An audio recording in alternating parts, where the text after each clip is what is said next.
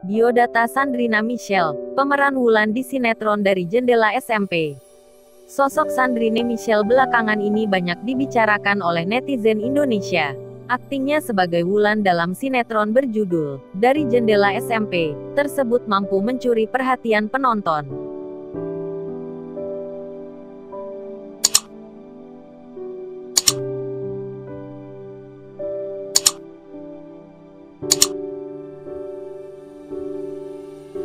Sinetron ini juga sempat membuat heboh karena tokoh Wulan disebut hamil di episode pertama.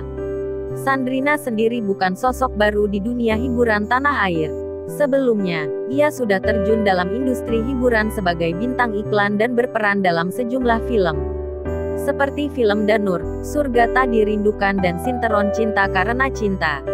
Sandrina memiliki nama lengkap Sandrina Michelle Skornicki. Dara berusia 14 tahun ini lahir di Lampung pada tanggal 11 Januari tahun 2007. Ia memiliki keturunan Amerika dari sang ayah, dan Jawa dari sang ibu.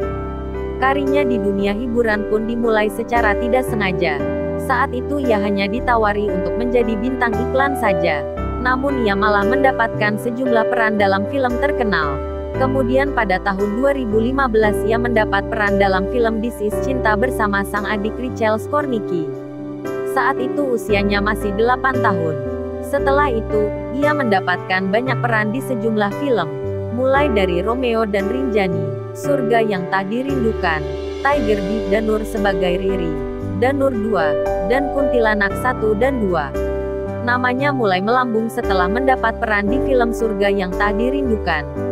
Dalam film tersebut ia berperan sebagai Nadia, anak Laudia Cynthia Bella dan Fedi Nuril.